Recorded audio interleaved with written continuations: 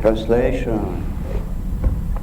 Then he, Maharaj Parikshit, asked the bull, "Oh, who are you? Are you a bull as white as a lotus, as a white lotus, or are you demigod? You have lost 3 of your legs and are moving on only one. Are you some demigod causing us grief in the form of a bull?" Are both. At least up to the time of Maharaj Parikshit, no one could imagine the wretched condition of the cow and the bull. Maharaj Parikshit, therefore, was astonished to see such a horrible scene. He inquired whether the bull was not a demigod, assuming such a wretched condition to indicate the future of the cow and the bull. Then he, Maharaj Parikshit, asked the bull, "Oh, who are you? Are you a bull as white as a lotus? Are you a demigod? You have lost 3 of your legs and are moving on only one. Are you some demigod causing us grief in the form of a bull?" Om Jnana-timradasya Jnana-Jana-Shalakaya Chakshuntamena Tasmai Shri Gurave Namaha Namo Vishnu Padaya Krishna Prashtavdale Shrimate Bhaktivedanta Swami Timine Namaste Saraswati Deve Gauravani Pacharine Nirishasha Shunyavadi Pashyata Deshatarine Jai Shri Krishna Chaitanya Prabhu Nityananda Shri Advaita Gadadhara Shivasari Gaura Bhaktavinda Hare Krishna, Krishna Krishna, Hare Hare, Hare Rama, Rama Rama, Hare Hare. Gaur Purnambe. Okay. Okay, share some thoughts on this verse. One servant.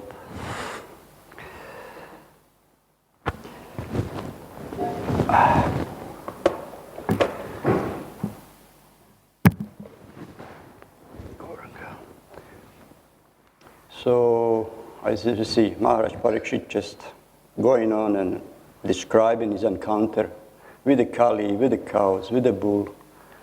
Really very dramatic verses, one after one. So now he saw something astonishing, absolutely, which he never seen before.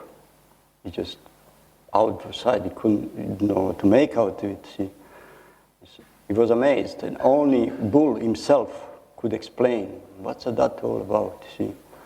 Or what the hell is that? You know, like if you would see something astonishing out of place completely nowadays, okay, it's Kali Yuga and barely is anyone not seen yet, but they say something absolutely unusual, I don't know, some big bird lands here on the outside with 7 beaks and 15 wings and something crazy. So we just know what to make out of it. You know, so this is a scenario you never seen such a thing, because such a kind of wretched condition of a bull was never seen before. See? Therefore, you ask, "What's it all about? Are you demigod in disguise?" He said in his verse. You know, terrified. See, so indicating both condition of cow, condition of bull, condition of Mother Earth in the future in Kali Yuga. Just kind of to make us, you know, be aware of that. So it's just dark age. It's just commencing. See, I'm just wondering. It's like 3 legs are missing in Kali Yuga. So which leg is missing in the previous yugas? Because every age, 1 leg is chopped down. See, Kali, by his own influence, broken. It's not that he appeared only in Kali Yuga, this is his age, but by influence of Kali, ages get degraded, see. Lesser influence of Kali is called Vapara Yuga, or Treta Yuga, how is ordered, Treta Yuga. And more influence of Kali is called Vapara Yuga, and full manifestation is called Kali Yuga.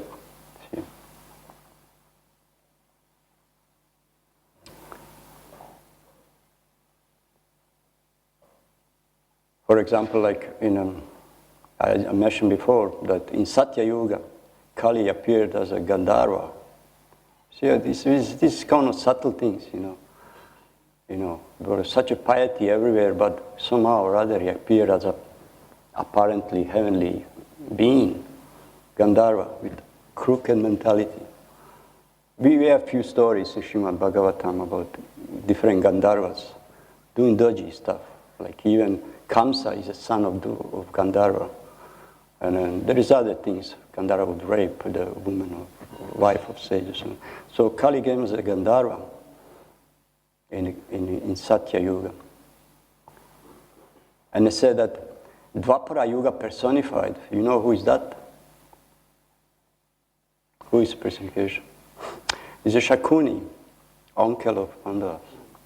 He's Dwapara. He was somehow or other, it's strange in it, but he was influenced by Kali already, because I think they were together even in this Gandharva Loka also. And then he came in Dwapara Yuga as a Shakuni. And then Duryodhana, of course, there are three of empowered expansion of Kali. One came as a Duryodhana, one came as a Jarasandha, and the Shishupal, I think. Yeah, Shishupal, three personalities as a representatives of Kali. This is like Madhva commenting on some book, ancient book of some Vaishnava. So how yugas decline here? As I mentioned, they're losing one leg each. So in Satya, austerity, cleanliness, mercy, truthfulness in full manifestation. Dharma is firmly established like a table on four legs. No question of, see. But Treta, which leg is missing? Do you think?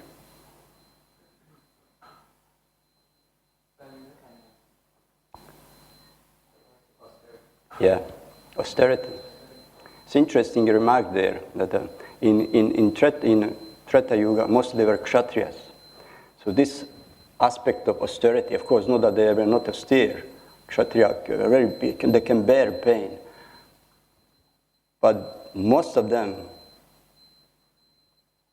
they kind of not, so this austerity missing. See, what's the point? That to hold the Dharma, to be constantly aware that you are not the body, but the soul, you need austerity. If austerity is missing in life, what's happening? You come to the bodily concept of life. It's nice. Not bad. Body is nice. I'm nice. It's enjoyable here. See, this austerity aspect gives you bitterness towards the body and mind.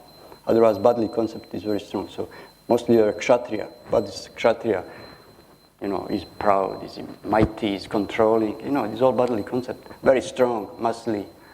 They pump their muscles, very strong. Just the other day I saw somebody I was looking for a nice picture of Nishingadev. And in India, some kind of, graphic designer made Nishingadev. But my goodness, he made like huge muscles, like a bodybuilder. I think this is so nasty, Krishna doesn't rely on his muscles, he's the strongest, he's beautifully built, but this is just so nasty, like rough. This is not, So this, this might, those who are, for example, nowadays many young people, they do like gyms and, pumping their muscles, And then, of course, you have to show off. So small friction fight arises. Those, we are over here, we don't go to partying in clubs. But if you go to club and parties, small insignificant thing is part of the huge fight. People get killed because, you're strong, you have to show off, especially if you're a girlfriend or something, you have to show off, really, you have to show off your muscles, So that's what bodily concept does. So these Kshatriyas, they were in Treta Yuga, austerity is kind of slackened, see. Still very dharmic, but one leg is down. And then Dwapara Yuga, what is left in Dwapara Yuga?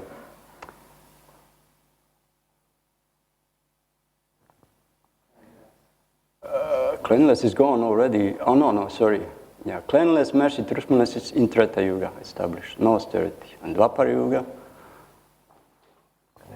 Obviously, cleanliness is missing, and one more. Oh, yeah, austerity already said anyway. So austerity and cleanliness in Vapara Yoga in decline more. So only compassion and truthfulness are strongly established there. So they are mostly Vaishyas in Vapara Yoga. Krishna came as a Vaishya. So in the sense of cleanliness, austerity, Vaishyas for profit, and perhaps illicit connection are more prominent because this is how we destroy cleanliness. And of course, Kali Yuga. Truthfulness is there, but is in decline. And all the other austerity, cleanliness, mercy, gone. Even in religious societies, austerity is not emphasized anymore. For example, somebody said in Christianity that for the last few centuries, not even one book emphasizing fasting is not written. You have all this, how they call them, hot pizza temples and McDonald's temples. They have these domed like temples everywhere. So instant enjoyment, why should fast?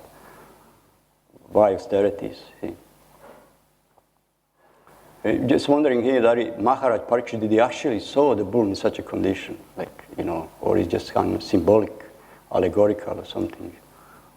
Can you imagine how horrible sin now would be to see the bulls with broken 3 legs creeping? Horrible. But I guess he saw both, and also means as a message to us. So in that time especially, it was just unimaginable. What is that? Terrible, So of the 4 vices which are decline in this age, of course, cow killing marks Kali Yuga.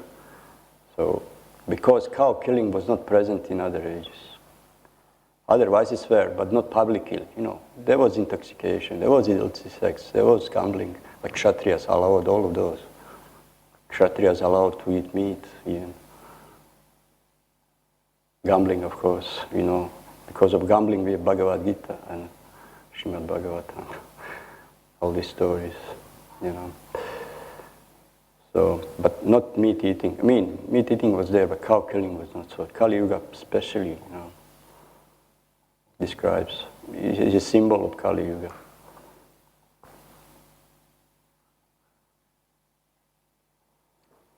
So one thing that ages do not fight for supremacy, like Kali. He wants to establish his rule, he must. It's not like personified Vapara fighting to be, to establish his rule, or Satya, or, it's not only Kali, but only aspect of Kali influence with the decline, the Dharma. See? Also, why virtue needs to be enforced. Let's say Satya Yuga, Satya, everybody's saintly, everybody's Paramhamsa, Brahmana. So why, these good qualities are not just constant, natural, spontaneous? How is that they just kind of, otherwise, what's that in humans? Why virtue must be enforced, see? Because this nature of material world is to decline. That's the human mind. He said, first thing you acquire when you come to this material world is mind.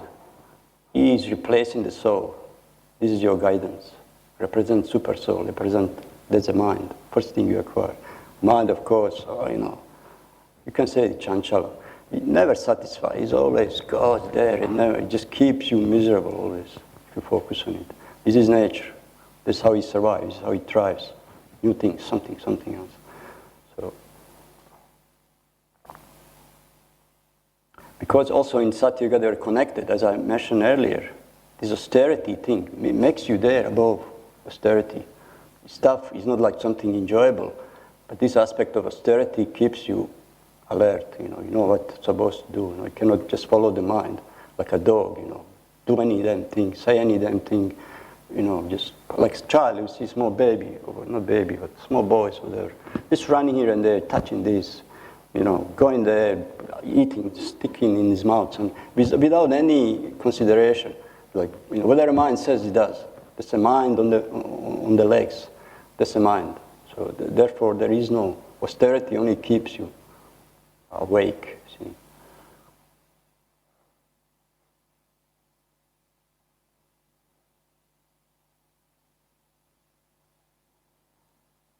So I mentioned already as Kali came as a Gandharva. This could be also like allegoric story from Bible, fallen angel. See, Gandharvas as angels. They influencing people, these fallen angels. So it could be very much connected with the Kali coming as a Gandharva in this age. See. One thing is here, which maybe my main focus is like Yuga Sandhya. You know what is Sandhya?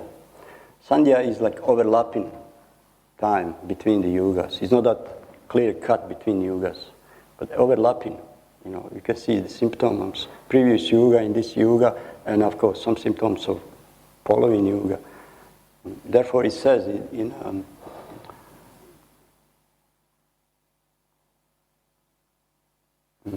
we are beginning on Kali Yuga only, but this is like Yuga Sandhya. Is mentioned in Srimad Bhagavatam. There's a transitional period before and every millennium, which are few hundred years of demigods, are known as Yuga Sandhyas, or conjunctions of two millenniums, according to the expert astronomers. In those Sandhya period, all kinds of religious activities are performed. All kinds of religious activities. We are just in the beginning of Sandhya Yuga. And then it's all kinds of religions, all kinds of paths, all kinds of spiritual, whatever. So that's the Sandhya, all kinds of activities in name of spirituality are there. So within a yuga are sandhis, starting with Sandhya and ending with Sandhyansa. These are parts of the yuga. Both lasting 1/10 of main yuga. That means 1/10 part of this yuga, Sandhya will go on. See? So most of the characteristic changes can occur in these Sandhyas and Sandhyansas, especially if that changes from Kali to Satya. So as Kali Yuga ending up and Satya Yuga's influence starts, there will be all kinds of unusual things to be seen. For example, Lord Kalki, he didn't kill Kali straight away. It took many, many years. Lord Kalki appeared, but Kalki was still there until, towards the end, and then destroyed it. And then, after he's killed, then Satya Yuga came. See? So 1/10. Let's say now, see, Dwapara Yuga is 864,000 years in its duration. Sadhyansa or Sandhya of Dwapara Yuga is 1/10 of that, which is 86,400. So that means the influence of Kali Yuga started even in time, of course, Lord Krishna, although he was not able to establish his rulership, but Kali Yuga was established. I mean, influence could be seen. Of course, you see the Krishna book, so many demons, so many, there was influence of Kali Yuga, even that. It means about at least 4,300 years before end of Kali Yuga was influence. This is Sandhya. And then, of course, soon as Krishna left, and then they said Kali Yuga started in that day. But this is also Sandhya period. And then Kali came fully because there was no Krishna there. Of course, Parikshit was able to hold him still, but then he came. See? So this Sandhya of Kali, 43,200 years. So yeah, Kali started his influence after that. So after this period of this Sandhyansa, then bull is gonna collapse. It's gonna collapse. No truthfulness anymore. So this period of whatever, 443,000, so 10,000 period is there also, Lord Chaitanya. After that, Kali Yuga will really show his full display. Terrible age. No truthfulness, no dharma, nothing. unfair means, hook by crook, you know, whether, he said, cannibalism, which is normal, they'll be hunting you for food. You will hide, like those modern movies, terrible. Only relationship between any male, any female will be just sex life. And you know, it said that parents will grow their kids for food and all these terrible things, unmentionable. And, in the Garuda Purana, there's one nice verse, it said, Kale pratama sandhyayam Lakshmi kanto bhavishyati Daru brahma samipastah Sanyasi gora vigraha. In the first sandhya of Kali Yuga, the Lord will assume golden form. First, he will be the husband of Lakshmi, and then he will be sannyasi who stayed near Jagannath Puri. So in this sandhyansa, Lord Chaitanya appeared.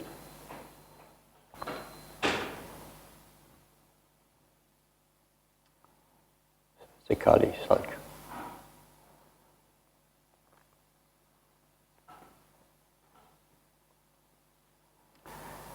Interesting that this is Kali Yuga is age of mlechas, mlecha population. This is kind of fine story about mlechas, which I can randomly find. And I think it's in Mahabharata also mentioned. But anyway, he said King Kshemaka was killed by mlechas in bygone age, and he ended up in a hellish planet. His son Pradyota was advised by Narada Muni to perform mlecha yagya to save his father from hell. See? After mlecha yaga, all mlechas were practically extinct. What they made in Kurukshetra, they summoned all sages, and they made huge kund for a fire, about 128 miles long. And by mantras, they summoned all mlechas from all kinds of tribes all around the planet. By mantra, they just threw them in the flame, burned them to ashes. And then this King Pradyota was able to be released from the hellish condition. But after that time, there was no practically any mlecha left. See?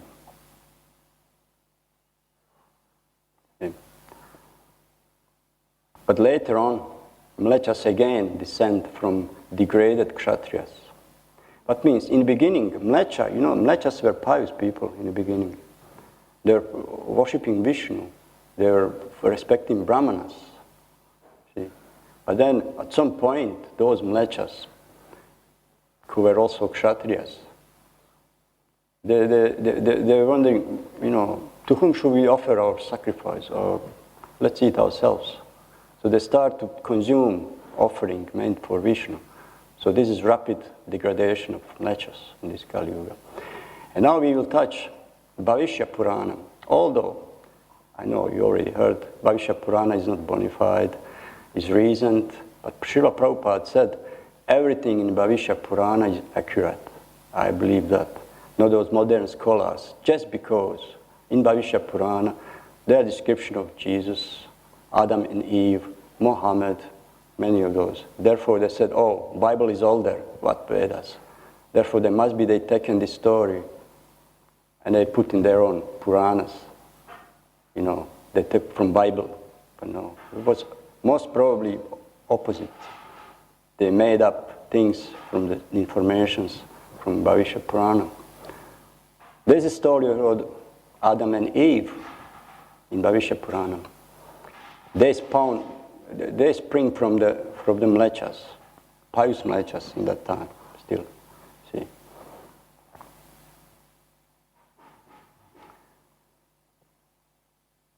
Okay, there's a story.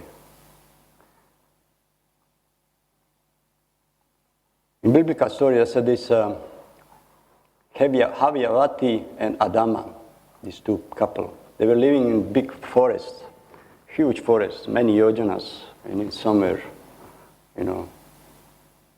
But in the middle of this forest, of course, was called Papavriksha. Papavriksha, what is Papavriksha? It's a sinful tree. I don't know why it's there. I didn't want to go into to find out. But it was a sinful tree there in this. And then Kali Before that, Kali, we saw there's no way that he can manifest his own age. There's no way. There's no mlechas. There's no degraded people. So he worshipped Vishnu, him and his wife, who was his sister. His sister. That's a Kali. He and his wife both worshipping Vishnu, and Vishnu somehow was pleased and said, "No problem. I'll give you your age." In Kali Yuga, and mlecha population will increase again. So this Adam and Eve, or Adama and Havyavati, Kali came in the form of a serpent. That's the story of the Bible. And somehow bewildered Adam or whatever, or Eve. So they ate this fruit of sin. And from them, all mlechas descended and populated the earth, creating slowly fertile soil for Kali.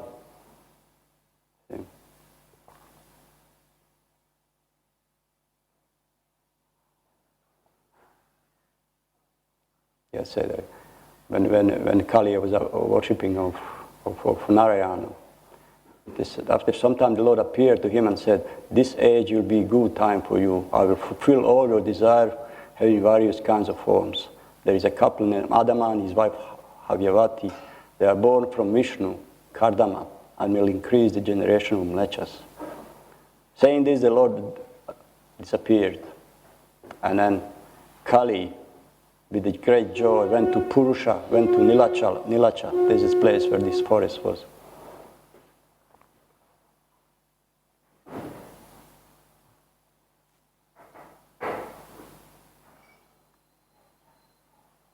So that's a story of mlechas.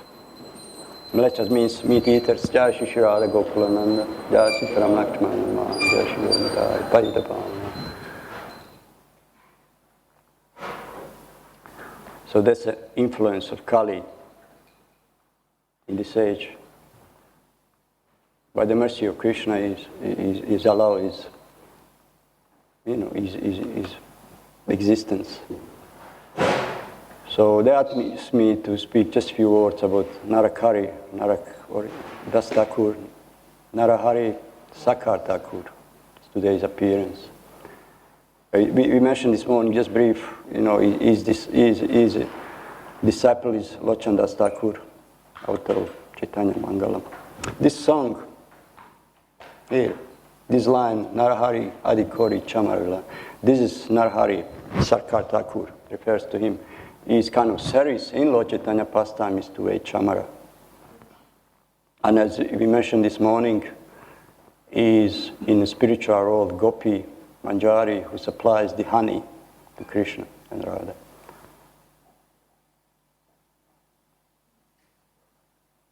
He said only thing which he was teaching anyone, his disciple, is just pure love of God. Gopi Bhava, nothing else. He was, for example, in Ratha Yatra also, in Jagannath Puri, Lord Chaitanya allocated for him to dance. This was in Jagannath Puri. And as I said, he was just teaching pure love of Godhead only.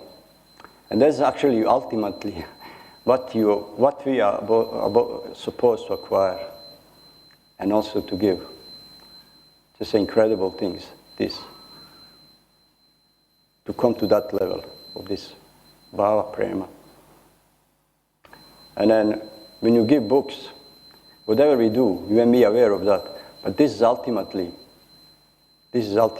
what you are supposed to acquire. This very intense love for Krishna. This starts with this preaching activities, with books. And this is what we give in actually, which no spiritual path, whatever, gives that ultimate. See? That's the goal. Prema Bhakti. Ultimate goal. And there's a question, can we enter without it Goloka Vrindavan? There are many levels, many places to go in spiritual world, but to enter Goloka Vrindavan, one has to, I just presume, this bhava, this ultimate appreciation. And to cultivate that, one has to cultivate the mood of paying attention to details on this service.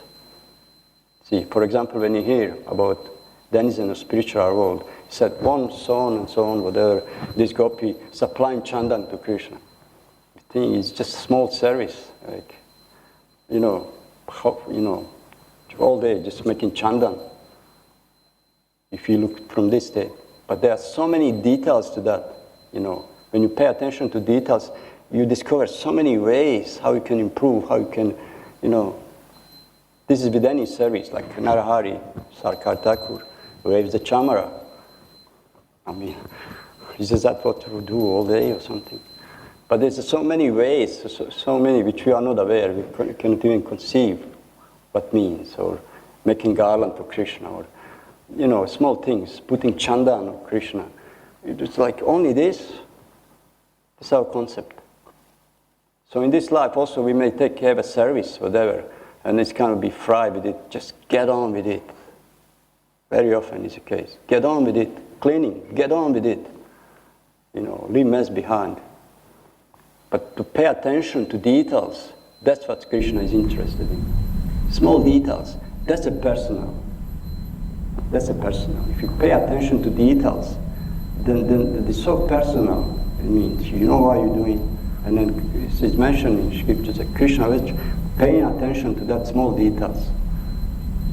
How you neglect or do you neglect anything. The small details, that's a personal relationship is developed. Small details. Otherwise it's impersonal. Our service is impersonal. Our lives are impersonal. Meticulous service. And then nectar of service comes through that. Otherwise it's just quickly do it. Next thing. But paying attention to the small details develops a relationship. Otherwise, gopis have all day something to do because of paying attention to the small details.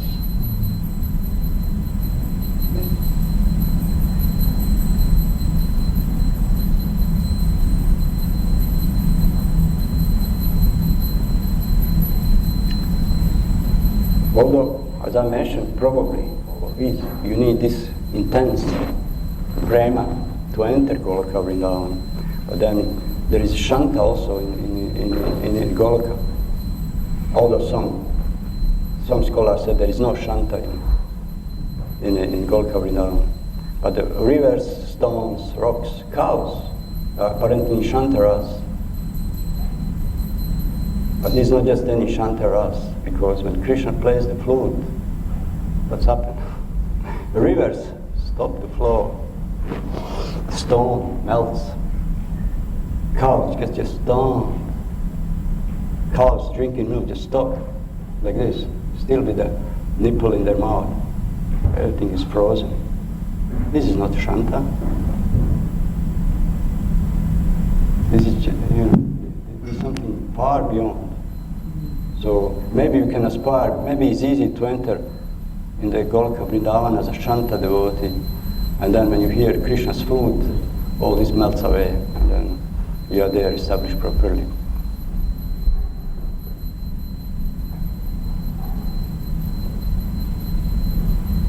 So I'm not bothered anymore. Just a few thoughts. I have all this list here about Narahari, Sarkar Thakur. But since I didn't read this before, there's no point of sitting and reading something which I don't know about. That's how much I got from this verse. If you have something to respond, I'm happy to hear. I don't know. Anyone?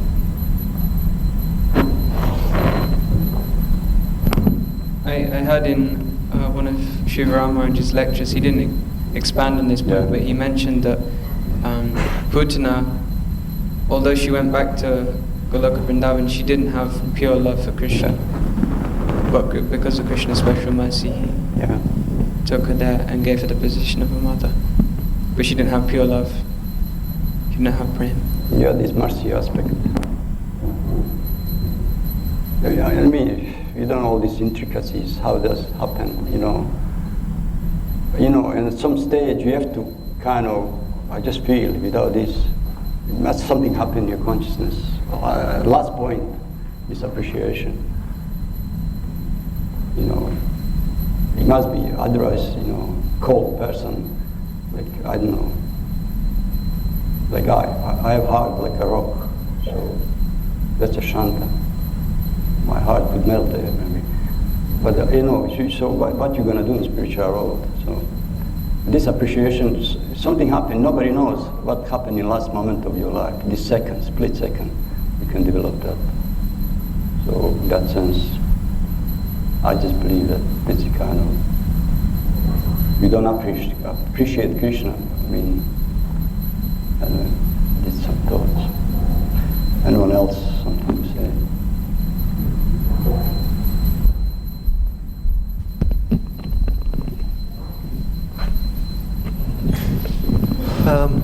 Listening to Prabhupada's morning walks, he had the discussion about what happens in the spiritual world. Do they just stay in their one service? And he says, no. It's ever changing and it's expanding upon the situations of what comes. So he says it's dynamic. Yeah. It can It's be many dynamic. different services and just And whatever so is it's like a spontaneity of what's happening in the spiritual world. It's not according like we would understand it. Anything can happen. Yeah, of course. The only thing I want to emphasize is to make virtue what you do. And in spiritual they make virtue, whatever it is in the moment, out of it. It's like, as I mentioned, for example, there's this many forms of service. There's a story when somebody was with Krishna, something, and Krishna was very hot. And Krishna wanted to take bath, and he manifested as a river. And then Krishna took bath, and then he manifested as a towel to wipe his Krishna, and then he manifested as a bed, just really one after another, rendering service. So that's the dynamics of whatever you want. He's mentioned that some of the charya has 5-6 forms in the spiritual world. Is it Madhvacharya? Is as a Surabi cow, as a something Kalpavriksha, there's a few many forms, so whatever. You know, Krishna wants, you know, I'm there. So that's of course. Yeah. Thank you for this point out. Expand spiritual world is not something. A plain harps, like, you know, Christians have this idea. Where are you going to heaven? Okay, give him a harp. Going to hell? Give him an accordion. And he goes there as accordion. The thing is horrible instrument. This like that's what you do. Very much dynamic. Anyway. Okay, you can finish. Sum up quickly. So just summarize. So these 4 legs of Dharma are broken each age, gradually down. Kali, meat eating, cow killing was mark of this age. And there are vices in other ages slowly decline, but Dharma was pretty strong. And then we talk about Yuga Sandhyas, that all kinds of religious activities were performed in this age, and Lord Chaitanya himself comes in all kinds of spiritual paths. Was not such a variety in other ages, few only. Then there are symptoms of Kali Yuga, of course, unimaginable, which will last until Sandhya is end up another few thousand years, few 100,000 years. And then increasing mlechas in Kali Yuga to facilitate Lord Kalki. I'm coming from mlecha now, not myself. Kali Yuga is not just Shudras, but lower than Shudras. Mlechas are on the lower rank. And then we talk about Bhavishya Purana. Prabhupada accepted as authentic how mlecha culture was increased up to the end. Hare Krishna. Okay, Shrimad Bhagavatam ki jai.